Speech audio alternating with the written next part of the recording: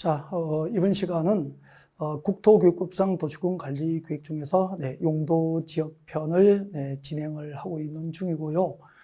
그 용도지역의 지정과 변경은 도시군관리교육을 위반해서 결정을 하게 됩니다. 자, 그때 용도지역은 우리나라 국토 전부를 대상으로 이제 도시지역과 관리지역과 농림지역과 자연환경 보존지역으로 세분 지정이 가능한데, 자, 도시지역, 관리지역, 농림지역, 자연환경 보존지역 중에서 도시지역과 관리지역은 이제 대통령령이 정하는 바에 따라서 이렇게 세분이 되거든요. 그때 우리는 이제 주거지역과 상업지역까지 지금 진도가 나간 거죠. 3교시에. 자, 이번 시간은 이제 공업지역 세분부터 시작을 하겠습니다. 여러분, 공업지역은 주거지역과 똑같이 전원공업지역과 일반공업지역과 그리고 중공업지역으로 세분이 됩니다. 그래서 전, 일, 중 그렇게 오시면 돼요. 우리 주거지역은 전, 일, 준, 전용주거지역과 일반주거지역과 준주거지역으로 세분됐고요. 그 다음에 상업지역은 중일근이 이렇게 했잖아요. 그래서 중심상업지역, 일반상업지역, 근린상업지역, 유통상업지역으로 세분됐습니다. 공업지역은 전, 일, 준, 전용공업지역과 일반공업지역과 중공업지역으로 세분됐는데, 전용공업지역은 중하공업과 공해성 공업을 수용하는 게 목적이에요. 그래서 핵심은 공해입니다.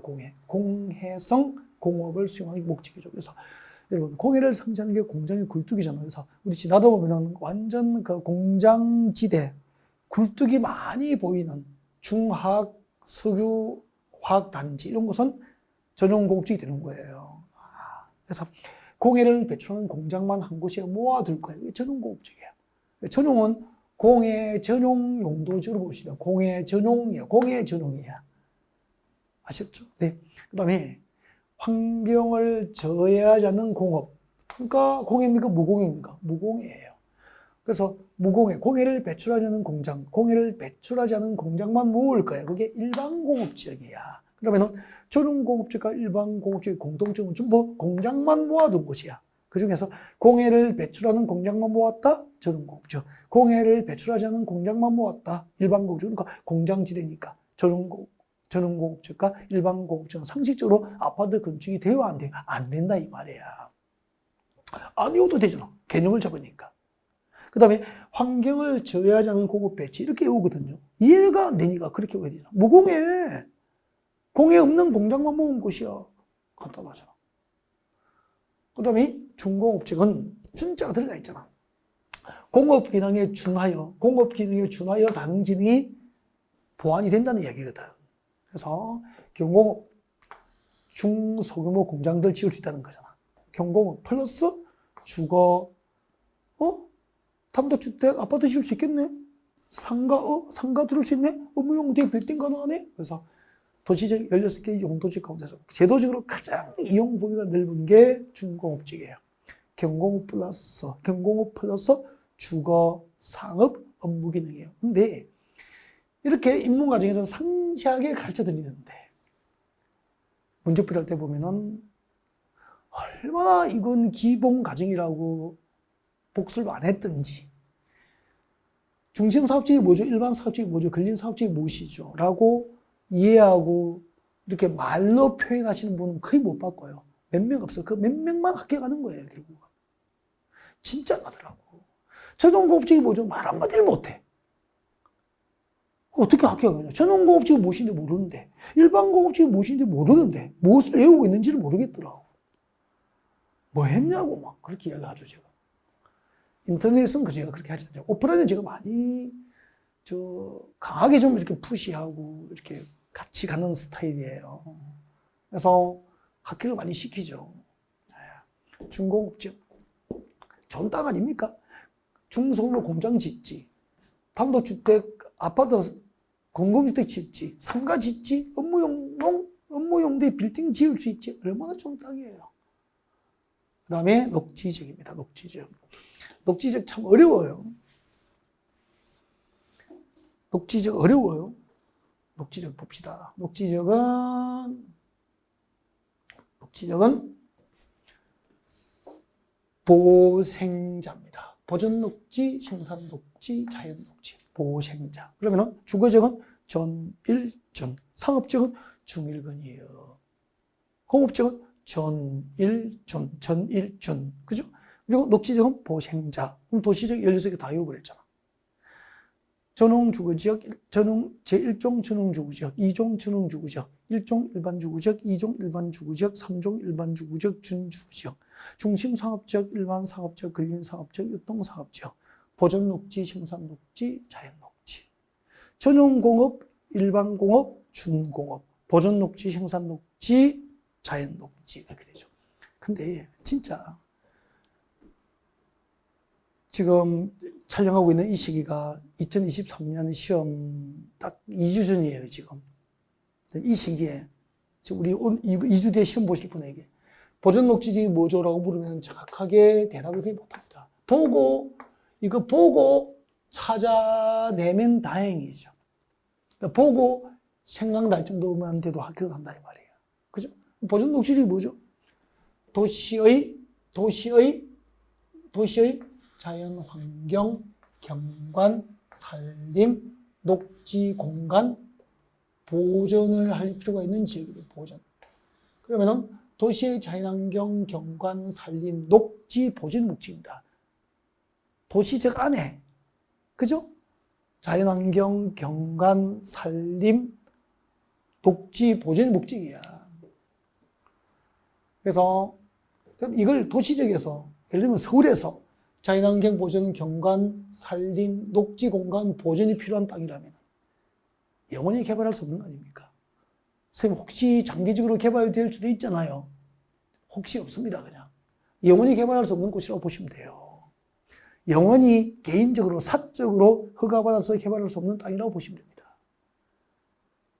이런 곳은 거의 뭐 공적 개발도 없죠. 보존 녹지적은. 그래서 이걸 다 외우라니까 안 외워서, 못 외워서 제가 이렇게 합니다. 상징적으로 도시의 자연환경 보존의 목적이라고. 그래서 장기적으로도 개발할 수 없다, 개발할 수 없다, 그런 땅이에요. 그래서 보존 녹지지에 땅 사면은 싸죠. 이런 곳에 땅 사면은 보존은 물론이고 다음 시대까지 부자가 될 확률, 부동산을 통해서 부자가 될 확률이 없어지게 되는 거죠. 생산 녹지. 농업적 생산, 이때 생산 녹지에서 생산은 농업적 생산이야. 농업적 생산. 농업적 생산을 위해서 개발이 유보되어 있죠. 유보는 영원한 금지입니까? 일시적 금지입니까?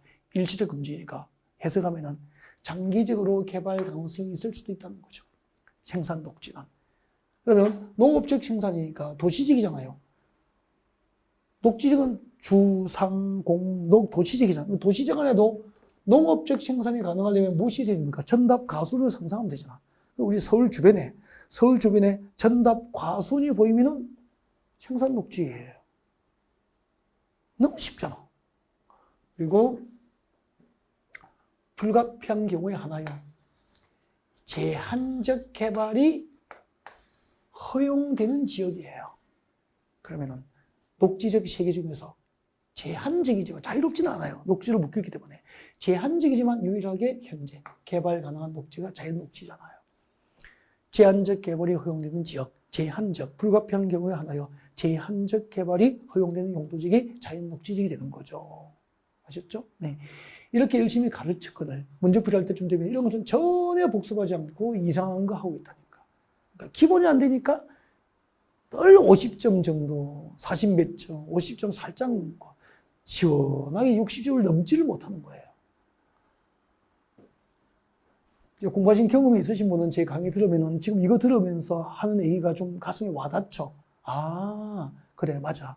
솔직히 이거 덮어버리면은 보존 녹지, 생산 녹지, 자연 녹지가 무엇인지 구별 못했어. 그런 느낌이 드시는 분도 계시겠죠. 네.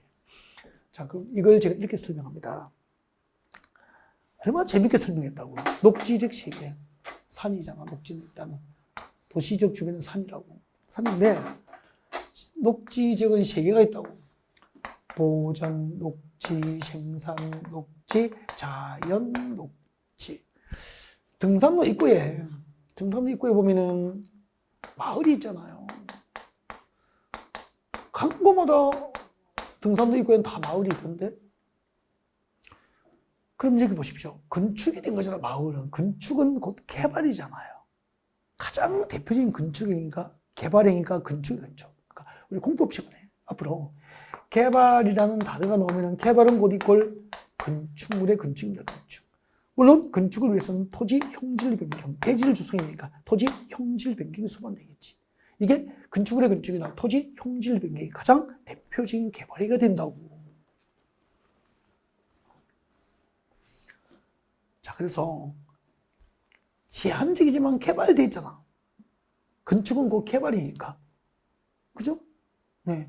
저 녹지되니까 저 푸른 초원 위에 그림 같은 집을 짓고 자연 녹지잖아.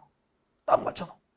저 푸른 초원 위에 그림 같은 집을 짓고 자연 녹지적이에요. 그 다음에 그 등산로 입구 마을을 지나서 올라갑니다. 올라가면은 마을 뒤에 이제 밭이 보여요. 밭이 있고 가수원이 있잖아. 가수원이 보이잖아. 가수원.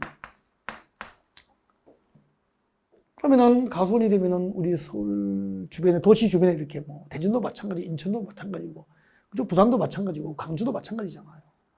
전주도 마찬가지고, 강릉도 마찬가지고. 도시 주변에 보면은 아파트 창을 열고 봄에 보면은 노란 산수유가 핀 곳은 산수유는 야생입니까? 가수원입니까? 가수원이에요. 그리고 봄의 전령사 하얀 매화꽃이 피어 있잖아. 전부 생산녹지라는 거지. 그래서 매화꽃 피고 산수유 피고 생산녹지. 저 푸른 초원 위에 그림 같은 집을 짓고 자연녹지. 그 다음에 보존녹지죠. 보존녹지는 도시의 자연환경, 경관, 산림, 녹지 공간 보존이 목적이기 때문에, 그죠? 네, 개발할 수 없잖아요. 그리고 이곳은 이제 가수원길이 다 끝나고 그다음부터 진달래가 피어 있다고. 봄이 되면 원산에 진달래가 피어 있죠. 진달래는 과수 목적으로 심었습니까? 야생입니까? 야생. 그래서 이제 도시 주변에 산에 가서 등산 가서 진달래가 보이는 순간, 철쭉꽃이 보이는 순간 개발할 수 없는 땅, 보존 녹지로 묶여있다고 보시면 되는 거예요. 진달래 피고 새가 울면은 보존 녹지. 그죠? 저 푸른 초원 위에 그림 같은 집을 짓고 자연 녹지. 매화꽃 피고 산수유 피고 생산 녹지. 그렇게 되는 거라고. 이렇게 온몸을 던져서 그림까지 그리고 노래를 그려서 가르쳐 드릴 거를 녹지적을 잊어버리면 안 되겠죠. 네. 녹지적까지 해서 이렇게 도시지역이 주거지역, 상업지역, 공업지역, 녹지지역으로 세분되고, 도시지역이 세분되면 도시지역 안에 모두 네, 일종전용 주거지역부터 자연녹지까지 16개가 있습니다. 도시지역 안에 16개의 용도지역에 대해서 이제 구체적인 학습이 이루어졌고요. 그 다음에 이제 관리지역입니다. 봐주십시오. 우리는 지금 용도지역은 전 국토를 대상으로 합니다. 전 국토를 대상으로 그 토지의 기능과 특성에 따라서 네, 용도지역이 지정됩니다. 자, 여기는 이제 도시지역이었고, 도시지역은 주거지역, 상업지역, 공업지역, 녹지지역, 주상공동으로 세분되고요. 주거지역, 상업지역, 공업지역, 녹지지역이 다시 세분되면 도시지역 안에는 모두 몇 개? 16개의 용도지역으로 세분됩니다. 16개의 용도지역의 종류, 그리고 그 지정 목적들을 전부 하나하나 설명 다 드리는 거죠. 그 다음에 여기는 이제 도시지역에서 멀리 떨어져 있죠. 보존해야 될 가치가 있는 산지가 있고 정답, 과수원 등 농지가 집중화되어 있습니다. 이런 곳은 농림업의 진흥과 산림 보존을 목적으로 용도 지정합니다. 뭐죠? 농림지역이 되는 거죠. 그러니까 농림지역의 지정 목적 밑줄 그대로죠. 농림업의 진흥과 산림의 보존을 목적으로 용도 지정된 것이죠. 그리고 도시지역부터 멀리 떨어진 곳이 자연환경 보전, 수자원 보전, 해안 보전, 생태계 보전, 상수원 및 문화재 보전, 이 5가지 보전, 그리고 수산자원의 보호 육성을 목적으로 용도 지정하면 뭐죠? 이런 것은 자연환경 보전지역이 됩니다. 자연환경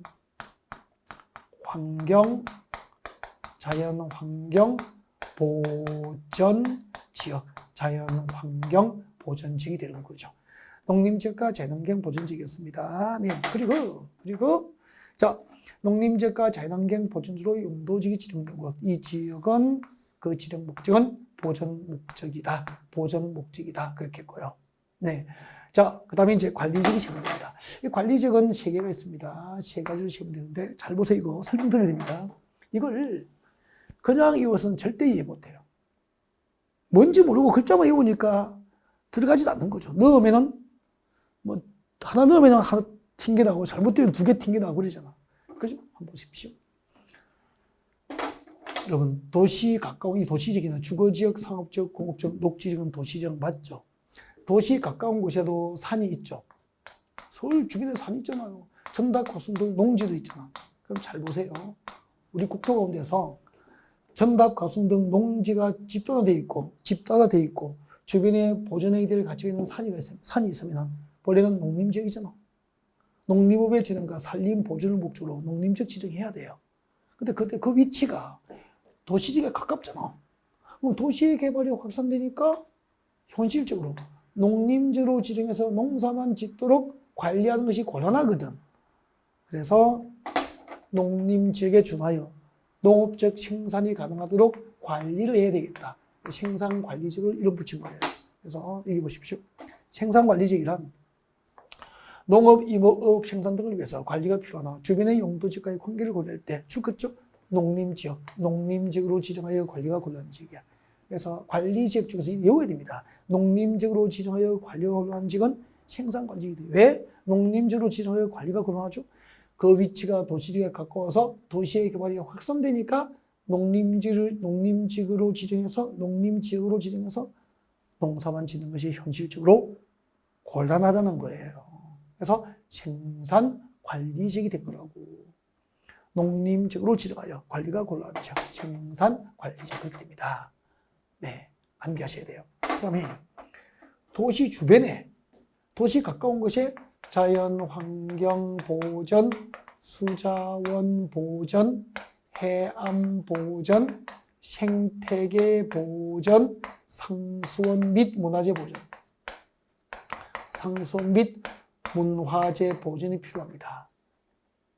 근데 그러면 본래 자연환경 보전, 수자원 보전, 해암 보전, 생태계 보전, 상수원 및 문화재 보전이 필요하면 자연환경 보전지로 지정해서 보전해야 되잖아.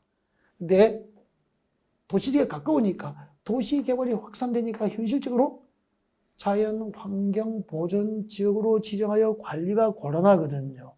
그래서 이런 것은 자연환경 보전지역에 준하여 보전될 수 있도록 관리를 해야 되겠다. 그래서 이름을 보전관리지역이라고 붙이게 된 거예요. 그래서 생산관리지역은 농림지역 4촌쯤 되는 땅이고 보전관리지역은 자연환경 보전지역의 4촌쯤 되는 땅이기 때문에 도시지역에 가깝지만 가장 땅값이 싸고 자연환경 보전지역만큼 개발이 곤란한 곳이 보전관리지역이에요. 근데 서울에 가까워 서울 주변에 땅을 샀는데 보전관리지역에 땅을 샀다면은 진짜 뭐 이렇게 정책 부서에 있는 고위직 공무원이어서 뭐 정보를 이렇게 가지고 있는 정책 입안권자나 결정권자 지위가 아니라면은 이런 곳에 투자해서 성공할 확률이 거의 없는 거죠. 가운데를 봐주십시오. 농림지역으로 지정해서 보존할 가치가 있었다면 생산관리지역이 됐겠죠. 자연환경 보전지로 보존해야 될 가치가 있었다면 보전관리지역이 됐겠죠. 생산관리지역과 보전관리지역으로 지정이 안 됐다는 것은 농림지역과 자연환경 보전지역으로 보존해야 될 가치가 낮은 땅이잖아. 보존해야 될 가치가 없으니까 이런 땅은 계획적으로 신도시를 개발해서 도시지역에 편입을 시킨. 그래서 이름을 계획관리지역으로 붙이게 된 거죠. 그러면 계획적으로 신도시를 개발해서 도시지역에 편입을 시킬 목적으로 지정된 땅이니까 곧 가까운 시기에 신도시로 개발돼서 도시지역에 편입이 되는 거죠. 그래서 계획관리지역은 현재는 도시지역이 아니지만 비도시지역이야. 도시지역 밖에 비도시지역. 비도시. 현재는 도시지역이 아니지만 가까운 시기에 개발되어서 도시지로 편입이 예상된 지역이다. 그래서 참 좋은 땅이잖아요. 그래서 관리지역 3개, 농림지역, 자연환경 보전지역, 비도시지역에 5개. 그렇게 해서 우리나라 국토, 전 국토를 대상으로 지정하는 용도지역은 도시지역 안에 16개, 도시지역 밖에 5개 이렇게 해서 모두 21개, 우리나라 국토를 대상으로 지정되는 용도지역의 종류는 모두 21개의 용도지역이 있다는 것을 알 수 있게 됩니다. 21개의 용도지역을 다 배우신 거예요. 네. 자, 그래서 보전관리지역은 자연환경 보존지역의 4촌쯤 되죠. 자연환경 보호, 산림보호, 수질오염 방지, 녹지공간 확보, 생태계 보존 등을 위해서 보존이 필요하지만 주변의 도시지역과의 관계 등을 고려할 때 미치겠죠. 자연환경보존지역으로 지정하여 관리가 권한 지역은 보전관리지역이 되는 거죠. 그러면 기업군이는 비교해서 외워야 되겠네요. 관리지역 중에서 농림지역으로 지정하여 관리가 곤란한 지역은 생산관리지역, 자연환경 보존지역으로 지정하여 관리가 곤란한 지역은 보전관리지역이 되는 거예요. 그 다음에 계획관리지역은 목적 3개를 외워야 됩니다. 줄 거면서 밑줄 그십시오. 도시주로 편입이 예상되는 지역 1번, 도시주로 편입이 예상되는 지역이다 1번. 그 다음에 제한적 이용 개발을 하려는 지역 2번, 도시주로 편입이 예상되는 지역이다. 제한적 개발이 허용되는 지역이다. 그리고 계획적 체계적 관리가 필요한 지역이다. 3번, 이 3개가 목적입니다. 도시주로 편입이 예상되는 땅, 제한적 이용 개발이 허용되는 땅, 계획적 체계적 관리가 필요한 땅, 딱 외우십시오. 계획관리지역, 목적. 이렇게 좀 몇 번 반복하고 지나가셔야 됩니다. 지금까지 용도지역의 개요를 설명드린 거예요. 그럼 이제 용도지역이 무엇인지 결론. 용도지역이 무엇입니까? 라고 물으면은 전국의 전국토를 대상으로 그 토지의 기능과 토지 특성에 따라서 땅의 종류를 용도별로 구분하여 정하고 이 해당 용도지역 안에 수십만 명의 토지 소유자들이 있을 거 아니야. 그 수십만 명의 토지 소유자는 그 용도에 맞지 않는 행위 제한합니다. 개발행위를 제한합니다. 용도에 맞지 않은 개발행위, 건축을 제한한다 이 말이에요. 즉 주거지역에서는 공장 건축을 제한하잖아요. 공업지역에서는 아파트 건축을 못하게 제한할 수 있잖아요. 그런 거예요. 행위 제한. 그리고 용도에 맞도록 건축 면적이 결정될 수 있도록 건폐율과 용적률을 규제합니다. 이 3가지 규제를 목적으로 용도지역 지정하는 거죠. 그러니까 용도지역 안에 어떤 용도지역이든지 용도지역 안에 땅을 사면은 그 용도에 맞지 않는 건축을 제한받고 건축 면적을 결정하는 건폐율 제한을 받고 높이를 결정하는 용적률에 의해서 규제를 받게 되는 거죠. 이 3가지 규제를 통해서 공공복리에 맞는 토지의 합리적이고 효율적인 이용을 도모할 목적으로 지정하는 것을 용도지역이라고 하는 거죠. 자, 그러면 이제 설명을 좀 들어보셨으니까 용도지역의 의의를 앞쪽으로 한번 가봅시다. 용도지역이 뭐죠? 네, 하면은 이제 개념을 정의해 봅시다. 지금 이 정도 설명을 듣고 이제 앞에 가봐야 된다고. 앞에 가시면은 이제 이해가 될 거예요. 용도지역이 무엇인지 한번 봅시다. 용도지역의 의의. 용도지역이란 읽으면 쏙 들어올 거예요, 이제. 국토전부, 전국토잖아. 국토전부를 대상으로. 용도지역은 국지지역으로 지정됩니까? 전국토 대상입니까? 전국토를 대상으로 지정하지 국지적으로 지정되지 않는다 이 말이에요. 전국토를 대상으로 그 토지의 기능과 특성에 따라서 토지의 용도를 땅의 종류를 용도별로 구분하여 정하고 해당 용도지역 안에 토지 소유자로 하여금 그 지정 목적에 맞지 않은 개발행위를 제한합니다. 이것이 행위제한이죠. 행위제한. 개발행위를 제한하거나 건폐율 및 용적률을 제한할 목적, 이 3가지 규제의 목적으로 지정하는 거죠.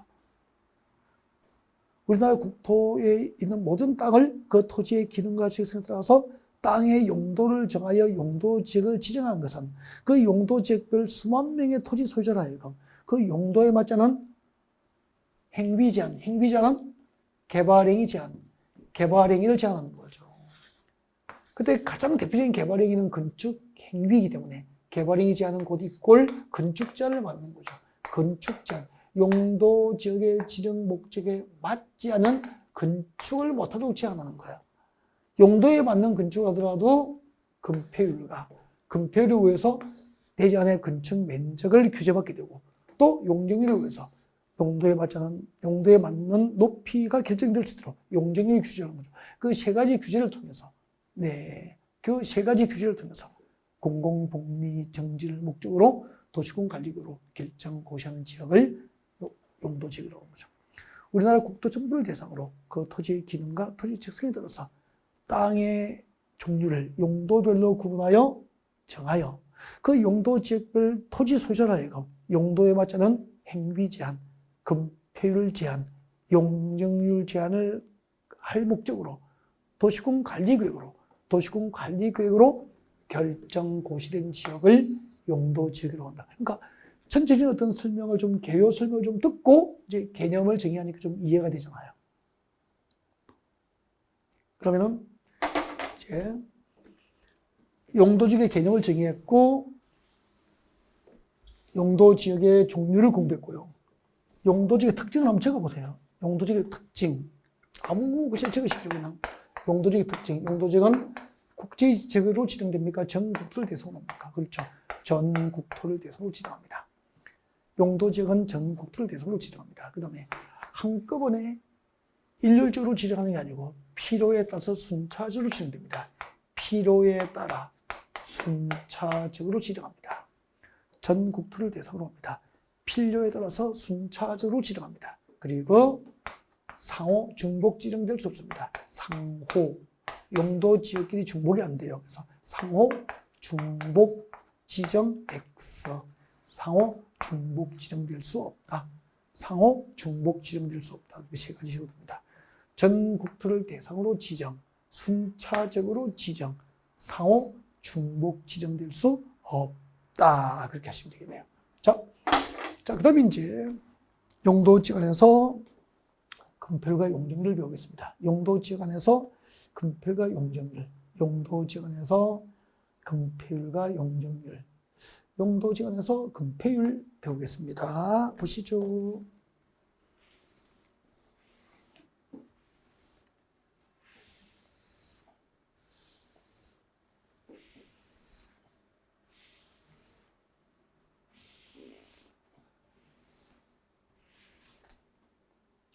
용도 지역 안에서 금폐율. 자, 금폐율은 건축물이 폐가 뭐죠? 음폐, 밀폐, 덮을 폐자, 덮는다 이 말이야. 건축물이 대지를 건축물이 덮고 있는 비율이에요. 대지 면적의 몇 퍼센트를 건축물이 덮고 있을까? 그 비율이라고 글자가 들어가면. 그래서 금폐율은 네, 대지 면적에 대한 건축 면적의 비율입니다. 금폐율은 표입니다. 두 개 들어가야 되죠. 금폐율, 금폐율. 대지 면적에 대한 건축 면적의 비율이다. 그렇게 하면 되죠. 네. 금폐율이란 밑줄 긋죠. 대지 면적에 대한 건축 면적의 비율을 말합니다. 설명 들어요. 설명 듣고 나머지 읽어보시면 됩니다. 설명 들으시죠. 자, 여러분 여기, 그냥 이해하기 쉽게 100평이라고 해요. 100평. 100평. 약 330제곱미터면 100평이죠. 3.3제곱미터가 약 3.3제곱미터가 한 평이니까. 예전 평을 쓰면 안 되죠. 제곱미터. 100평인데, 건축자, 여기다 전부 건축을 하면은 도로고요. 전부 건축을 해버리면은 대지 안에 공지가 없으니까, 그죠? 도시의 건물이 과밀화돼 버리잖아. 따닥따닥 붙어서. 그럼 화재가 발생하면 연소가 금방 확산될 수도 있고, 또 공지가 없으니까 여기에 건축된 건축물이 채광, 햇빛을 받을 수도 없고, 통풍, 바람도 안 통하고, 기타 위생상 문제가 있거든요. 그래서 100제곱미터 대지에 규제를 하는 거죠. 50제곱미터 이하로 건축해라. 그럼 최대 50제곱미터까지만 법으로 허용하는 거죠. 그러면 이제 금폐율은 대지 면적에서, 대지 면적이 얼마죠? 330제곱미터. 100제곱미터로 할게요, 그냥. 100평. 100제곱미터라고 할게요. 계산하기 좋게. 100제곱미터입니다. 100제곱미터고, 대지 면적이 100제곱미터인데, 건축 면적이 50제곱미터잖아. 100분은 50이잖아요. 이걸 100분율로 표시하면 금폐율이에요. 50에 100을 나누면 0.5니까 0.5 곱하기 100은 50이잖아. 그럼 금폐율 50% 무슨 의미죠?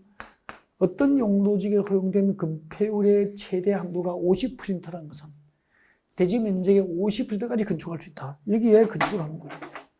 그럼 대지 면적의 50%까지 건축이 가능하니까 나머지 대지 면적의 50%는 공지로 남게 되고요. 이 공간을 통해서 화재가 발생하더라도 이웃 건축물로 연소가 차단될 수도 있고, 또 건축된 건축물은 채광, 햇빛을 받을 수도 있고, 그죠? 또 화재발 정시 연소 차단, 일조권 확보, 통풍 등이 가능해지게 되죠. 이런 목적으로 이런 위생상 문제를 해결하기 위해서 금필제도를 도입한 거라는 거죠. 자, 특징, 지정된 용도직별 건축 가능한 면적을 규제하는 평면적 규제 수단이기 때문에 용적률과 결합되지 않은 금표율만으로 독립적으로 높이 규제를 할 수 있다 없다. 금표율만으로 높이 규제를 못하는 거지. 그래서 그 높이 규제를 할 목적으로 뭘 만들었습니까? 용적률을 만들게 된 거예요. 그럼 용적률은 무엇일까요? 금표를 배웠고 용적률을 또 합시다. 용적률이 무엇일까요?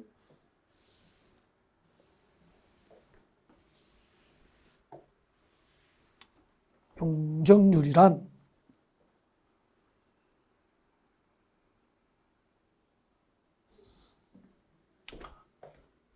대지 면적에 대한 연면적 비율이죠. 연면적은 뭔데? 하나의 건축물, 좀 외워둡니다 지금. 하나의 건축물의 각 층별 바닥 면적 합계를 연면적으로 하는 거죠. 그러면은 설명 듣습니다. 이제 설명 들으십시오. 용적률이 이거예요. 여러분, 이 한 개의 건축물이 있어요. 이 지표면이 되는 거죠. 하나, 둘, 셋, 넷, 다섯, 지상층이 6층이잖아. 이 한 층의 바닥 면적이 100제곱미터로 전부 동일하다면 지상층이 6개니까 바닥 면적 합계가 얼마죠? 600제곱미터. 지하층이 3개층이니까 바닥 면적 합계가 얼마죠? 300제곱미터. 그래서 이 건축물의 연면적은 얼마죠? 900제곱미터가 되는 거예요. 한 개의 건축물의 각 층별 바닥 면적을 합한 게 연면적이 된다고. 아셨죠? 근데 그러면 연면적에는 지하층 면적이 포함됩니까? 제외됩니까? 포함되는 게 원칙은 꼭 포함되니까 900이잖아요. 위에 6개 600, 밑에 300. 합하면 900이니까 연면적은 하나의 건축물의 각 층별 바닥 면적 합계로서 지하층 면적이 포함되는 게 원칙인데 단 잘 보셔야 돼요. 용적률 산정할 때 연면적에서는 지하층 면적이 제외되는 거라고. 근데 용적률 산정 시 연면적도 제외되는 거. 지하층 면적, 지상층의 주차장 면적, 경사진 지붕안의 대피 공간, 그리고 초고층 피난 안전구역. 지하층, 주차장, 대피 공간, 피난 안전구역 면적은 용적률 산정할 때만 연면적에서 제외되고 원칙은 포함된다 이 말이야. 아셨죠? 그러면 봐요. 이 건축물의 용적률이 뭐죠? 용적률은 대지 면적. 대지 면적이 1000제곱미터라면 1000제곱미터죠. 대지 면적에서 건축 연면적. 그 용적률 산정의 연면적은 지하층 면적이 포함됩니까? 제외되니까. 제외되니까 900이 아니고 600으로 해야 돼요. 지상층 바닥 면적만 포함되니까. 그죠? 1000분의 600이 되는 거지. 곱하기 100. 이러면 되는 거죠. 이게 용적률이 되는 거예요. 용적률. 아셨죠? 네. 그럼 용적률은 봐요. 용적률은 잘 보세요. 지상층이 만약에 600이, 지상층이, 그죠? 7층, 8층, 9층으로 이렇게 높아지면은, 지상층이 6층일 때 용적률 산정을 위한 연면적은 600이잖아요. 7층, 8층, 9층이 되면은 700, 800, 900으로 커질 거 아니에요, 이 분자가. 그럼 분모가 그대로인데 분자가 커지면 몫이 커집니까? 용적률이 커집니까? 작아집니까? 커진단 말이야. 그 바꾸기 가면은 용적률을 높여주면은, 그러니까 이런 아파트 재건축할 때 본래 용적률이 150%인데 이걸 200으로, 250으로 높여주면은 연면적 규모가 커지잖아요. 그럼 연면적이 600이 700, 800으로 커지면 건물이 높아지잖아. 그래서 어떤 용도적에 허용되는 용적률의 한도를 높여주면 건물의 높이가 증가하는 거예요. 반대로 여러분 아파트 재건축할 때 허용된 용적률이 150인데 이걸 130으로, 110으로, 100으로 낮춰버리면 반대로 연면적 합계는 600이 500, 400으로 이렇게 줄어들 거 아니에요. 건물은 높아집니까? 낮아집니까? 낮아지잖아요. 그래서 어떤 용도지역의 건축물을 건축할 때 용적률의 한도를 높여주거나 낮추어서 그 용도지역 안에 건축하는 건축 높이를 규제하는 거예요.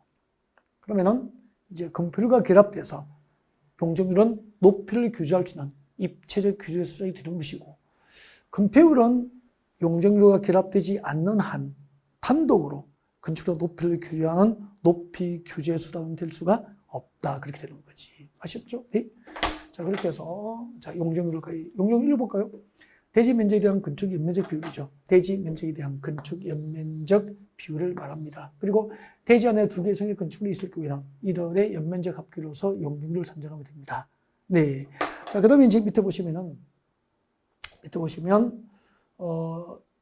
21개 용도 지역별로 아까 우리가 배웠던 21개 용도 지역별 건폐율과 용적률의 치환도가 나와 있습니다. 이거 이제 표를 외워야 되거든요. 나와요, 이게. 1년에 한 문제씩 나오는 표이기 때문에 암기를 하셔야 되는데, 나중에 이제 가르쳐 드릴 거예요. 주거지역이니까 상가입니까? 집입니까? 집이잖아.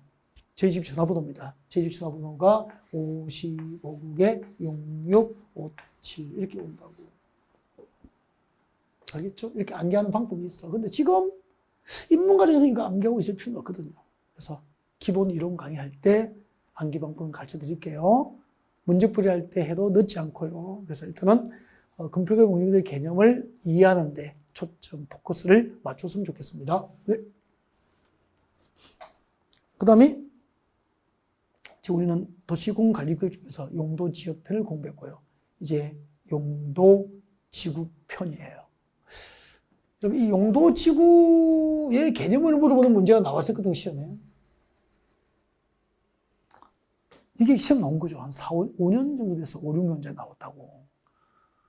가끔 나와요. 근데 용도지구가 뭔지는 잘 몰라. 뭔가를 많이 외웠는데. 희한하죠. 기본이 참 중요한 것 같아요. 기본에 충실하면, 그래서 입문과정을 이렇게 처음으로 들으시는 분은 꼭 한두 번 이렇게 들어서 개념을 잡는 게 참 중요하구나, 라고 하는 것을 알 수 있게 됩니다. 네. 자, 보십시오. 용도지구가 무엇일까? 아직까지 이걸 읽어도 이해가 안 돼요. 그냥 지금 보면은 그냥 읽어야죠. 무슨 말인지 모른다고 읽어봐. 한번 보세요. 한번 읽어보십시오. 무슨 말인지 모른다고. 자, 그래서 설명 들으십시오. 자, 봐주세요. 여러분, 여기 도시지역이에요. 서울과 같은 도시지역이에요. 도시지역은 어떻게 세분되죠? 주상공동으로 세분되잖아요. 주거지역, 상업지역, 공업지역, 녹지지역으로 세분됩니다. 네. 주거지역이 뭐죠? 단독주택이나 아파트와 같은 공동주택 건축을 목적으로 용도 지정된 곳이 주거지역이지 뭐. 맞잖아요. 근데 여러분, 주택지 주변에 산이 있을 수 있잖아. 그죠? 산이 있어. 장마철에 비가 많이 오면은 계곡물이 넘쳐서 주택지가 침수될 수 있는 거야. 자연재해가 발생할 수 있잖아요. 그래서 이 주거지역, 지정된 용도지역, 주거지역은 용도지역이잖아요. 이 지정된 용도지역에서 자연재해를 예방할 목적으로 그 주거지역 위에다가, 용도지역 위에다가 부가적으로 자연재해 예방을 목적으로 하는 용도지구, 방제지구라고 하는 용도지구를 지정하게 되는 거죠. 그 다음에 주거지역, 상업지역, 공업지역, 녹지지역 중에서 건폐율과 용적률의 최대 한도가 가장 높은 용도지역은 상업지역이에요. 상업지역은 건폐율의 한도가 90%, 80%, 70% 허용되기 때문에 대지 면적의 7, 80, 90%가 건축이 되버리기 때문에 과밀화되어 있어. 근데 용적률의 한도가 가장 최대치로 허용되기 때문에, 높게 허용되기 때문에 고층 건축물이 과밀화되어 있는 곳이 상업지역이야. 강남 그렇잖아요. 그러면 고층 건축물이 과밀화되어 있으니까 화재 위험이 크잖아.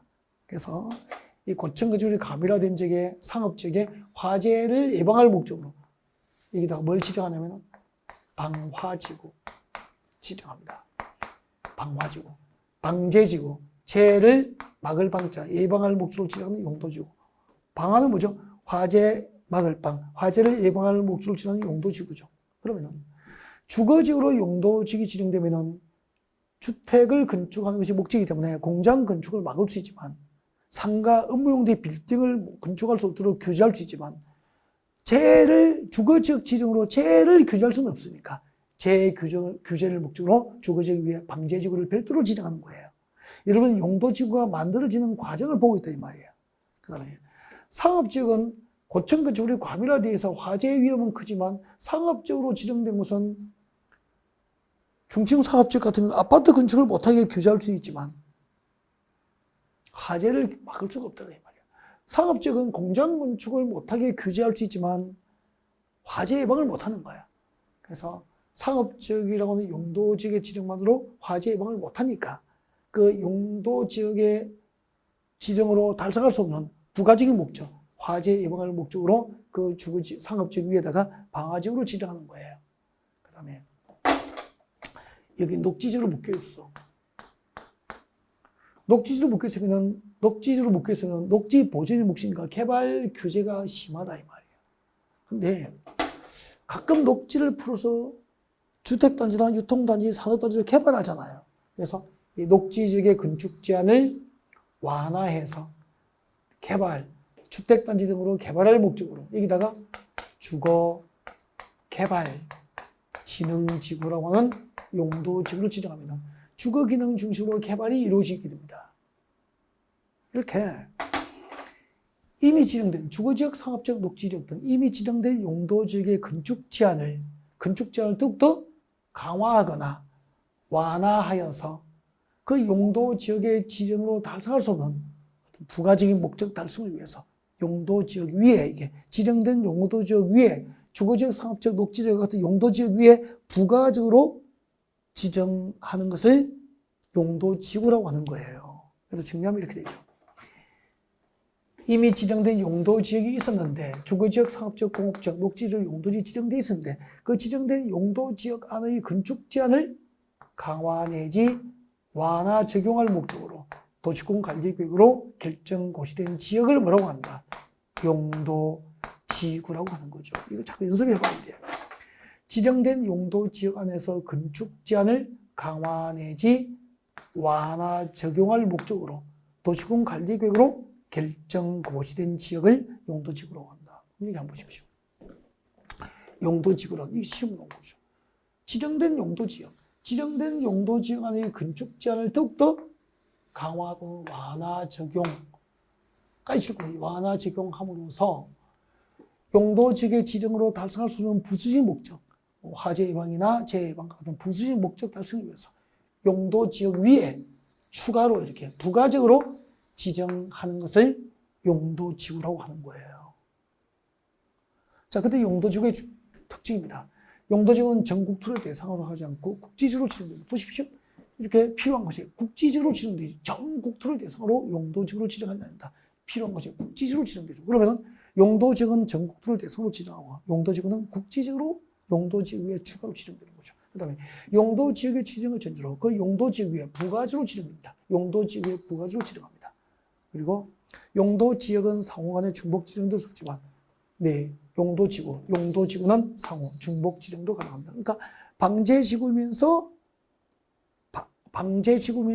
방화지구가 지정될 수도 있고 그 위에 경관지구가 지정될 수도 있는 거지. 용도지구는 상호간에 중복 지정이 될 수도 있다. 그렇게 하시면 되죠. 그러면은 이제 용도지구의 분류 여기서부터 이제 또 다음 시간에 진도를 준비하겠습니다. 오늘은 여기까지입니다. 괜찮았죠? 네, 같이 해요. 합격하실 거예요. 네, 수고하셨습니다.